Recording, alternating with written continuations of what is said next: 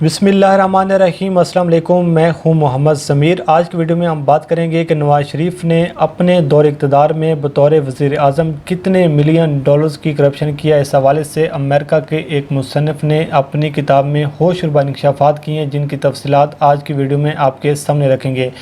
जब भी नवाज़ शरीफ की बात होती है और करप्शन का जिक्र ना हो तो ये हो नहीं सकता, और दुनिया भर के सामने नवाज़ शरीफ अब बतौर करप्ट सियासतदान ये मुतारिफ़ हो चुकी हैं और रजिस्टर्ड हो चुकी हैं बतौर करप्ट सियासतदान। हाँ, इस हवाले से जब पाकिस्तान में बात की जाती है और नैब जब एहतसाब करने की कोशिश करता है, नैब जब ये इन्फॉर्मेशन लेने की कोशिश करता है कि आपने दुनिया भर के बड़े आज़मों में ये जदादें कैसे बनाई, आपके बच्चों के असासों में बेपनाह इजाफा कैसे हुआ, आपके बच्चों के बैंक अकाउंट्स में इस कदर जो रकूम है ये कहाँ से आई, और इसके साथ साथ जब ये पूछा जाता है कि आपको जो आपने पाकिस्तान के कौमी ख़जाने को लूट कर अपनी जदादें बनाने की कोशिश की है, और जब ये सवाल किया जाता है मनी ट्रेल का, तो फिर ये कहा जाता है कि ये नैब और नियाज़ी गठजोड़ है, जिसकी वजह से सारा मलबा जो है ये इमरान खान पर डालने की कोशिश की जाती है। और ये कहा जाता है कि इमरान खान हमारे ख़िलाफ़ इंतकामी कार्रवाइयाँ कर रहे हैं, हमसे इंतकाम लेना चाहती हैं, बजाय इस चीज़ के कि वो ये जवाब दें कि हमारे पास ये है वो मनी ट्रेल जिससे हमने ये असासे हमारे बने हैं। अगर आप देखें कि सुप्रीम कोर्ट ऑफ पाकिस्तान में पनामा केस के दौरान 6 माह तक केस चलता रहा, और सुप्रीम कोर्ट में एक ही सवाल बार बार होता रहा कि इसकी मनी ट्रेल कहाँ पर है, आपने जो लंदन में जदादें ख़रीदी हैं तो इसकी मनी ट्रेल हमें बता दें। सिर्फ एक सवाल ऐसा था जिसका 6 माह तक जिन वकला को करोड़ों रुपए फ़ीस दी गई, जिन लोगों पर अरबों करोड़ों रुपए इन्वेस्ट किए गए, उनसे सिर्फ एक बात का उनके पास जवाब नहीं था कि इसकी मनी ट्रेल कहाँ पर है। जिसकी वजह से आपको पता है कि नवाज़ शरीफ को इक़्तिदार से भी हाथ धोना पड़ा, और उस पर करप्शन के चार्जेज़ हैं, मरीम नवाज़ पर करप्शन के चार्जेज़ हैं, उनके दोनों बेटे मफरूर हैं। आप इसहाक डार को देखें तो वो भी मफरूर हैं, पाकिस्तान आने को तैयार नहीं है, अदालतों का सामने करने को तैयार नहीं है। लेकिन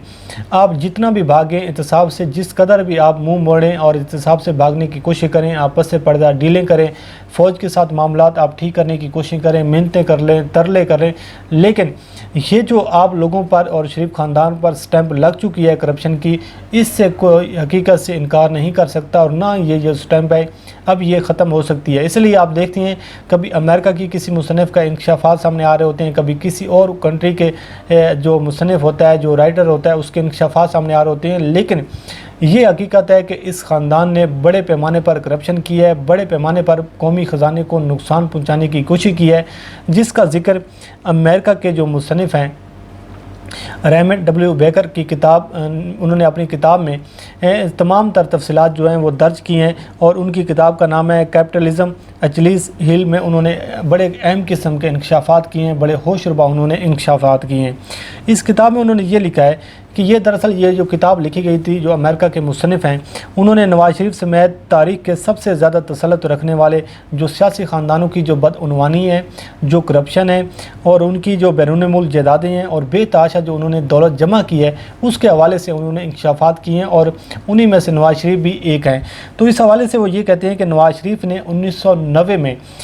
बतौर वज़ीर आज़म उन्होंने कम अज़ कम 160 मिलियन डॉलर का गबन किया, उसमें करप्शन की और मुल्की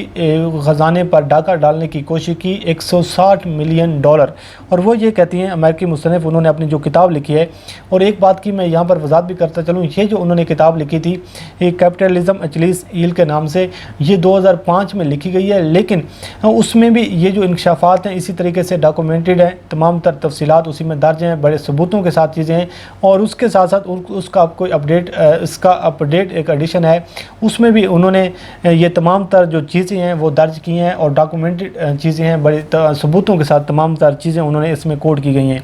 इस किताब के मुताबिक वो ये कहते हैं कि ये जो 160 मिलियन डॉलर का जो गबन किया गया,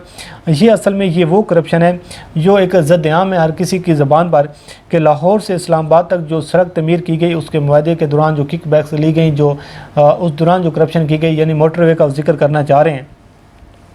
और उन्होंने ये कहा कि इन्होंने 160 मिलियन डॉलर की इसमें करप्शन किया है, गबन किया है। उसके साथ वो कहते हैं कि कम अज़ कम 140 मिलियन डॉलर का पाकिस्तान स्टेट बैंक से गैर महफूज कर्ज़ों से फ़ायदा उठाया, और नवाज़ शरीफ और उनके कारोबारी साथियों के ज़ेर इंतज़ाम मिलों के ज़रिए बरामद की जाने वाली चीनी पर जो सरकारी छूट से उन्होंने 60 मिलियन डॉलर्स का फ़ायدہ اٹھایا، اس سے مال کمایا۔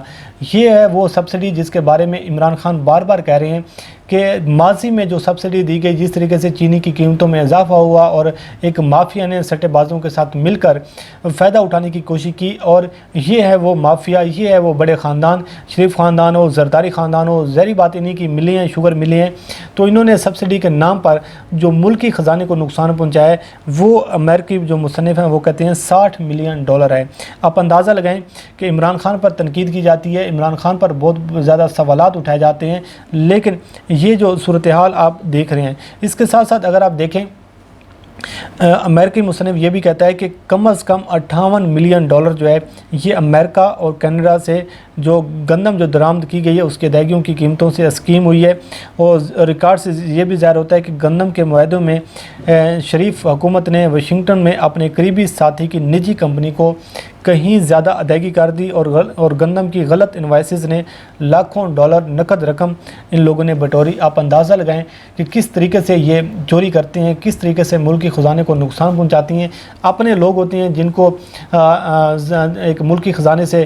رقم دی جاتی ہے کسی نہ کسی مد میں، کسی نہ کسی شکل میں، پھر اس کو وہاں سے اپنے جو اکاؤنٹس ہوتے ہیں ان میں جناب منگوا لیا جاتا ہے۔ جیسا کہ ابھی شہباز شریف کے پاس،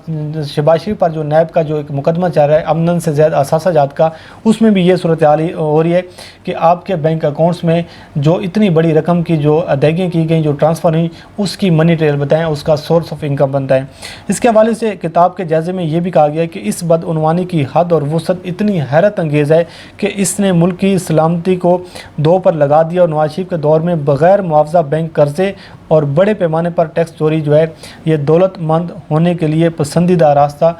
بنی رہی، یعنی کہ بڑی پسند کی جاتی تھی ان لوگوں کے لیے، اور وہ یہ ساری چیزیں کرتے تھے۔ اس کے ساتھ ساتھ امریکی مصنف نے اپنی کتاب میں یہ بھی ذکر کیا ہے جو لندن میں جائیدادیں خریدی گئیں، جو ایون فیلڈ کا جو فلیٹس خریدے گئے، ان کی جو ادائیگی ہے اس کے حوالے سے بھی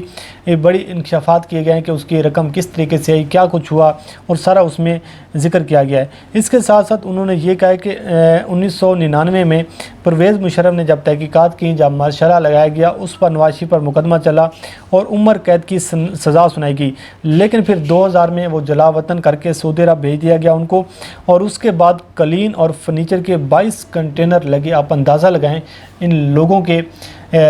مال و دولت کی اور عیاشیوں کی اور سرکاری خزانے سے جس طریقے سے انہوں نے لوٹ مار کی ہے۔ اور ظاہر ہے وہ کہتا ہے کہ اس کے غیر ملکی کھاتے زیادہ تر برقرار نہیں تھے، پھر بھی جدہ کے ایک چمکدار محل میں خوشحال ماحول کے درمیان رہتے نظر آئے۔ یہ امریکی مصنف کا دعویٰ ہے، انہوں نے اپنی کتاب میں یہ انکشافات کی ہیں۔ اگر آپ ان انکشافات کو دیکھیں اور ان تمام تر تفصیلات کو دیکھیں تو آج میں یوٹیوب چینلز پر اور مختلف سوشل میڈیا اکاؤنٹس کو دیکھ رہا تھا کہ ہو سکتا ہے کسی نے اس پر کوئی سٹوری کی ہو، کسی نے اس پر بات کرنے کی کوشش کی ہو، لیکن مجال ہے وہ صحافی حضرات، اگر یہ سٹوری عمران خان کے خلاف آئی ہوتی، اگر یہ سٹوری عمران خان کی کسی نہ کسی چینل نے یہ رپورٹ اس کو کیا ہوتا یا کسی انٹرنیشنل اخبار نے اس کے حوالے سے کوئی آرٹیکل چھاپا ہوتا، تو پھر آپ دیکھتے کہ وہ وظیفہ خور صحافی جو پاکستان سے بھی زیادہ شریف خاندان کے وفادار نظر آ رہے ہوتی ہیں، ان لوگوں نے پھر کس طریقے سے تہلکہ مچانا تھا، کس طریقے سے دھوم مچانی تھی، کس طریقے سے پھر جناب ایک ویڈیوز کی سیریز کرنی تھی کہ جناب بڑے ہوش ربا انکشافات ہیں، بڑے تہلکہ خیز انکشافات ہیں، اور اب تو امریکہ کے مصنف نے یہ کہہ دیا ہے کہ عمران خان چور ہیں، یہ ہے وہ ہے۔ لیکن مجال ہے کہ نواز شریف کے حوالے سے اس قسم کی کوئی بات ہو، حالانکہ صحافت کے حوالے سے میں تو یہ کہا جاتا ہے کہ جی ہم تو وہ چیزیں بیان کرتے ہیں جو ہم دیکھتے ہیں۔ عمران خان نے پاکستان کو تباہ کر دیا، یہ کر دیا، وہ کر دیا، لیکن آپ صورتحال کا اندازہ لگائیں کہ مجال ہے کہ کسی ایک صحافی کے زبان پر یہ چیزیں ہیں، وہ اس سٹوری کو کور کرے اور لوگوں کو یہ حقیقت بتائے کہ نواز شریف نے اپنے دور اقتدار میں اتنے بڑے پیمانے پر کرپشن کیا ہے، پاکستان کے قومی خزانے پر ڈاکہ ڈالا ہے، اور کس طریقے سے اس نے جو جائیدادیں بنائی ہیں۔ اور یہ ہے وہ اصل حقیقت جو نواز شریف سپریم کورٹ میں نہیں بتانا چاہتے تھے، اور احتساب عدالت کو، اور اس کے ساتھ ساتھ نیب میں یہ چیزیں نہیں بتانا چاہتے، اور سارا پھر ملبہ ڈالا جاتا ہے کہ یہ جو ہے یہ نیازی اور نیب کا گٹھ جوڑ ہے، ہمارے خلاف انتقامی کارروائیاں ہو رہی ہیں۔ یہ انتقامی کارروائیاں نہیں ہیں، یہ اصل وہ حقیقت ہے کہ آپ نے پاکستان کے قومی خزانے پر ڈاکہ ڈالا ہے، آپ نے لوٹ مار کی ہے، اور اب آپ کی جو چوری ہے وہ پکڑی گئی ہے اور آپ کے پاس اس کا کوئی جواب نہیں ہے، اور اس کے لیے اب چور دروازے ڈھونڈنے کی کوشش کی جا رہی ہے کہ یہ جو بڑی مشکل سے یہ جو رقم چوری کی ہے، یہ جو ڈاکہ ڈالا ہے، اب اس کا تحفظ کیا جائے اور پھر اس پر جو ہے جو بھی اس کی جو قیمت ادا کرنی پڑے وہ کی جائے، لیکن اس رقم کا جو ہے وہ تحفظ ضرور کیا جائے۔ لیکن اصل جو حقیقت ہوتی ہے اس سے آپ نظریں نہیں چرا سکتے۔ آپ لوگوں کو کم وقت کے لیے آپ بیوقوف تو بنا سکتے ہیں، لیکن زیادہ وقت کے لیے زیادہ لوگوں کو بیوقوف نہیں بنا سکتے، کیونکہ اصل جو حقائق ہیں، یہ جو سٹوری آپ کے سامنے میں نے شیئر کی ہے، یہ کوئی آج کی بات نہیں۔ اگر آپ 90s کے دور کو دیکھیں تو نواز شریف ہو چاہے شہباز شریف ہو، پورا شریف خاندان ہو، ان کی کرپشن کی جو دستانیاں ہیں یہ زد عام ہیں۔ عجب کرپشن کی غضب کہانی اگر آپ دیکھیں تو بڑی آپ کو سٹوریاں ملیں گی۔ دنیا بھر کے مختلف جو بڑے بڑے اخبار ہیں، جو بڑے بڑے چینلز ہیں، جو بڑے بڑے صحافی ہیں، انہوں نے اس کے حوالے سے آپ کو ڈاکومنٹریز بھی نظر آئیں گی، بڑے بڑے آپ کو لوگوں نے اپنی کتابوں میں ان کے حوالے بھی دیے ہیں۔ تو کبھی بھی کسی ایک مسلم لیگ نون کے بندے نے ان کو بیرون ملک رہنے والے صحافی کو چیلنج نہیں کیا کہ آپ نے یہ غلط کر رہی ہیں، نہ ان کے خلاف کوئی مقدمہ کیا ہے کہ آپ نے یہ غلط انفارمیشن دی ہے۔ لیکن جب بات آتی ہے پاکستان میں اور احتساب کی بات ہوتی ہے تو پھر یہ کہا جاتا ہے کہ ہمارے خلاف انتقامی کارروائیاں ہو رہی ہیں۔ بہرحال یہ سٹوری تھی کہ نواز شریف نے بطور وزیر اعظم 418 ملین ڈالرز کی کرپشن کی ہے۔ یہ امریکی مصنف کا انکشاف ہے جو ہم نے آپ کے سامنے رکھا۔ 418 ملین ڈالرز، آپ اندازہ لگائیں کہ یہ پھر بھی لوگ مطمئن ہیں، پھر بھی جناب